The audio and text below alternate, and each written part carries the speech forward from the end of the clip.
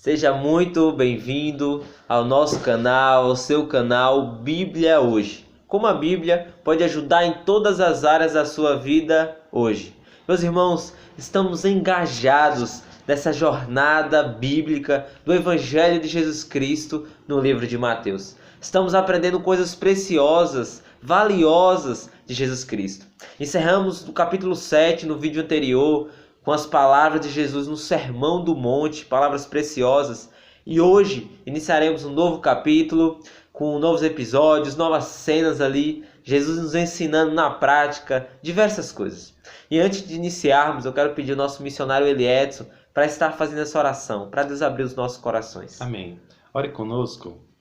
Senhor nosso Deus e Pai, muito obrigado, Senhor, por essa oportunidade, privilégio que o Senhor nos dá de meditar na Tua Palavra, de aprender com Teus ensinamentos tão preciosos para a vida eterna. Que as pessoas que nos acompanham, Senhor, que elas tenham um desejo cada vez mais de todos os dias Te buscar em primeiro lugar, ao acordar, Senhor, meditar na Tua Palavra, ouvir a Tua voz falando aos nossos corações através da Tua Palavra. Nesse momento pedimos a Tua ajuda, Senhor, para entender com o Senhor Jesus, na prática, como ser discípulos Teus, Senhor. Em Teu nome oramos, agradecidos por tudo. Amém.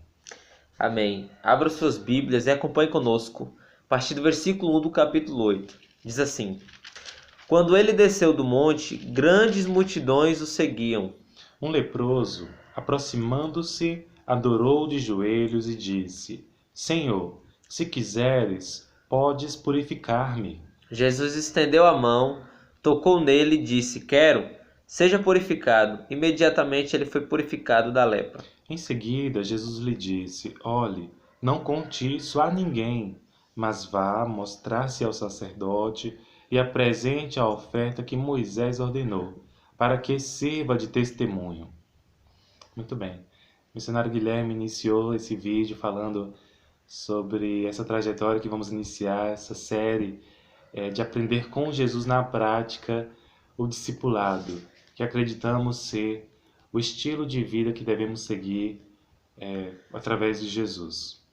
E esse é o estilo de vida que agrada a Deus, fazer discípulos, dar frutos, assim como temos aprendido ao longo desse estudo bíblico de Mateus, onde vemos Jesus ensinando sobre o reino de Deus, sobre o Evangelho, fazer discípulos, tudo isso nós chamamos de discipulado e relacionamento com Deus e com o próximo. E aqui nós vemos Jesus descendo do monte depois do sermão, muito conhecido, onde aprendemos muito sobre verdades de valores eternos. E aqui vemos Jesus ele se relacionando com um leproso, alguém que naquela época era impossível de se relacionar, porque vivia isolado, em que as pessoas não podiam ter contato nenhum e não podiam nem se aproximar de certa distância. E eles mesmos, quando chegavam a determinados povoados, eles mesmos gritavam leproso para avisar as pessoas. Era uma cultura, fazia parte da lei, das tradições da época. Mas aqui Jesus ele é acessível a todos, é tanto que o leproso vai até ele, aproxima-se, adora de joelho. Mas interessante é que ele entende que é a vontade de Deus que precisa prevalecer. Por mais que ele esteja há tanto tempo, sem contato nenhum, com tantas dores, tanto sofrimento, tanto isolamento por tanto tempo, mas ele entende que mesmo assim é a vontade do Senhor que tem que prevalecer. E ele entendeu que Jesus é o próprio Deus. Ele adora Jesus. Nenhum judeu adoraria judeu nenhum, homem nenhum, apenas se prostraria diante de Deus. Então, se o leproso faz isso, é porque ele entende que Jesus é o próprio Deus. Ele clama e diz: é a tua vontade, Senhor. Então ele entende que a vontade de Jesus, a vontade de Deus é a mesma, que são um só. Mas o que eu gostaria de destacar em relação ao exemplo que aprendemos com Jesus aqui, em relação a esse texto, é que Jesus ele não faz acepção de pessoas.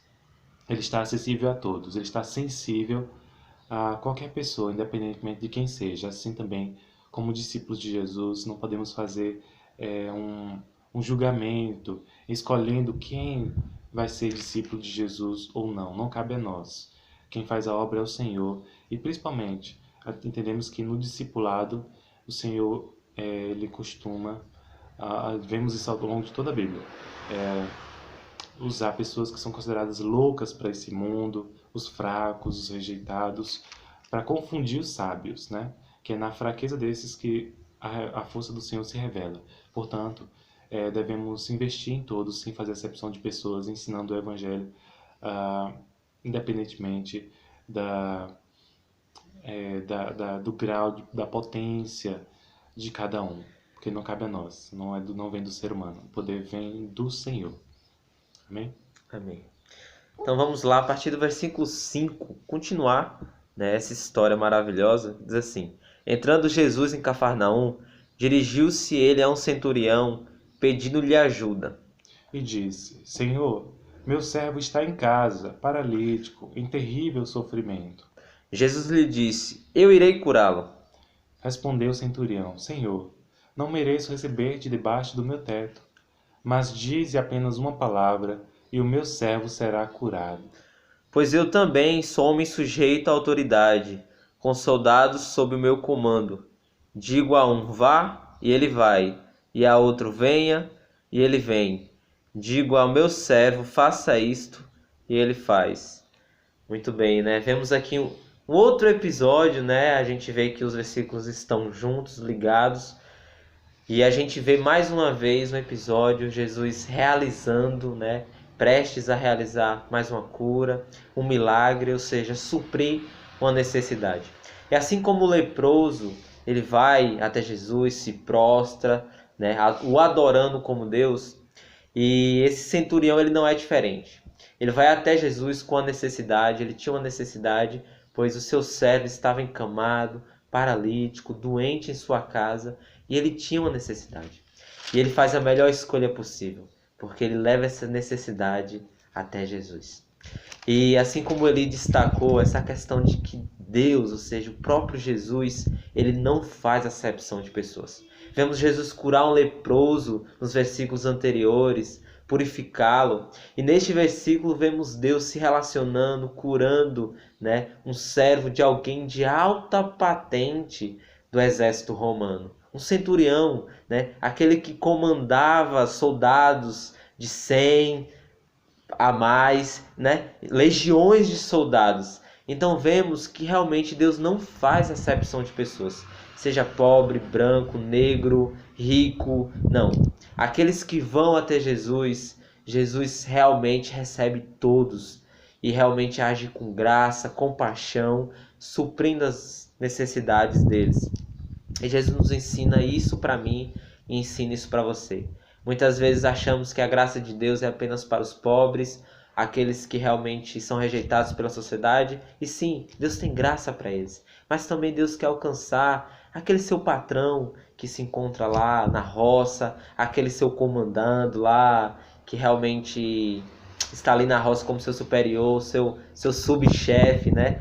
Ele também tem graça para a vida deles. E Deus quer usar a sua vida para levar uma palavra para ele. Deus quer usar a sua vida para levar amor, compaixão a ele. Porque vemos aqui, né, nesses dois episódios curtinhos, né, que estão ligados juntos, que Jesus, irmãos, ele tem interesse em todas as pessoas. Seja do leproso, a um rejeitado, seja um centurião de alta patente. Deus ama todas as pessoas, meus irmãos. E eu e você, como discípulos de Jesus, também devemos amar todas essas pessoas. Amém. Glória a Deus. Continuando no verso 10, continue acompanhando conosco, você vai ver agora o encerramento desse episódio de Jesus ter um encontro com o centurião. Ao ouvir isso, Jesus admirou-se e disse aos que o seguiam: Digo-lhes a verdade, não encontrei em Israel ninguém com tamanha fé. Eu lhes digo que muitos virão do Oriente e do Ocidente e se sentarão à mesa com Abraão, Isaque e Jacó no reino dos céus. Mas os súditos do reino serão lançados para fora, nas trevas, onde haverá choro e ranger de dentes. Então Jesus disse ao centurião: Vá, como você creu, assim lhe acontecerá. Na mesma hora o seu servo foi curado. Muito bem. E aqui nós vamos entender que o processo de discipulado é uma caminhada. E assim, muitas vezes podemos chamar como se fosse um pai na fé e um filho na fé. Porque assim Paulo, nas suas cartas, quando ele chama os aqueles que Deus, na verdade, os deu para discipular, né? Ele chama de filhos na fé. E assim nós aprendemos que, da mesma forma que Jesus, ele, como um pai que ele é, e ele se coloca também assim, no sentido de que ele exalta a fé daquele homem, daquele centurião, que digamos que ele está começando na fé, né, porque ele está conhecendo Jesus agora. Então, da mesma forma, quando a gente começa a fazer discípulos para Cristo, discípulos de Jesus, a gente entende que a gente precisa, é como um pai que elogia o filho recém-nascido, que está ali caminhando, começando, aí ele começa a elogiar muito bem, meu filho, né? Isso é muito bom. Valorizar, não cobrar tanto daquela pessoa que está, da criança que está aprendendo agora, né? O problema, muitas vezes, é que nós queremos que a pessoa mude da noite para o dia. E é um processo discipulado. Jesus agiu sempre com paciência. A gente vai ver aqui com seus discípulos, né? Eles muitas vezes errando, a gente vai ver nos próximos episódios, né? E Jesus pacientemente esclarecendo, não só para os discípulos, mas para todos aqueles que também tentavam prová-lo, né? De todas as formas, ele foi paciente, esclareceu. E assim também é o processo discipulado, porque muitas vezes, nem sempre aqueles que andam com a gente significa que a gente tem que ter mais paciência do que aqueles que nos rejeitam, né? Não é isso, o evangelho não é isso. Ele vai na contramão de tudo que o mundo pensa, né? O reino de Deus é contrário ao reino do mundo, esse sistema. Então, muitas vezes você é rejeitado, falando de Jesus para alguém, mas lembre-se que Jesus também foi paciente até com os inimigos, o centurião romano, né? Que era o inimigo daquele povo, do povo judeu, do povo de Cristo. Então, ele foi paciente também. Então, o processo discipulado, muitas vezes, ele é surpreendente, por isso que não podemos julgar, precisamos orar por todos, né? Tanto aqueles que estão caminhando, crescendo na fé, quanto aqueles que rejeitam o Evangelho. Porque o poder do Senhor que opera, muitas vezes alguém que começa a caminhar com a gente, ele acaba não crescendo na fé tanto quanto aquele que rejeitou a princípio, mas depois Deus fez uma obra tremenda na vida daquela pessoa, né? Por isso que precisamos estar e aprender com Jesus sempre com o coração aberto, né? Para entender que as vidas não cabem a nós, a gente tem que estar disponíveis para todos, né? Entendendo que é o Senhor, é o Espírito Santo que dá o crescimento. Nós lançamos a semente, como Jesus é o semeador principal, que ele veio a esse mundo, trouxe o Evangelho, e nós somos privilegiados de fazer apenas parte dessa obra. Então não se sinta no direito de julgar ninguém, achando que é melhor porque já sabe alguma coisa, porque já aprendeu, né? Porque o Senhor sempre vai surpreender e mostrar que o poder dele se aperfeiçoa na fraqueza, né? Então é isso que acontece aqui. O centurião, né, como o Guilherme destacou bem, o contexto da época de Jesus, né, em relação a esse centurião. E o Senhor, ele traz a ideia, a mentalidade de eternidade, do discipulado. Sempre a gente precisa lembrar que são valores eternos. Gostaria de destacar o versículo 11. Eu lhes digo que muitos virão do Oriente e do Ocidente e se sentarão à mesa com Abraão, Isaque e Jacó no reino dos céus. Então, esse assentar à mesa faz lembrar algo que a gente começou a comentar nos vídeos anteriores sobre PGM, você lembra, né? Pequeno Grupo Multiplicador, onde você convida alguém para sentar à mesa ali, tomar um cafezinho, tal, começar ali o processo. Mas lembre-se que, primeiramente, vamos estar sempre relembrando, você precisa estar orando por aquelas pessoas, né? O PGM começa na oração, depois dizer que está orando por alguém, depois você convida ela para tomar um cafezinho, pergunta se ela tem um pedido de oração, reúne a família, reúne um amigo, chama o vizinho, né? Mas lembre-se, eu gostaria de destacar algo que acho que não foi dito ainda, né, Guilherme? Em relação à multiplicação, pequeno grupo multiplicador. Ele vai começar a crescer para a honra e glória do Senhor. O Senhor vai dar o crescimento. Só que ele precisa multiplicar. Então, desde o primeiro dia que você convidar alguém, já pense, ó, eu oro para que essa pessoa comece também um PGM na casa dela, um pequeno grupo. Então comece de forma simples, para que ela possa fazer a mesma coisa na casa dela. Não complique, apenas simplicidade, porque o Evangelho é simples. Então continue conosco, nos próximos vídeos explicaremos mais, agora nessa série Discipulado, para a gente aprender na prática com Jesus. Muito obrigado pela atenção e paciência, até mais. Deus abençoe.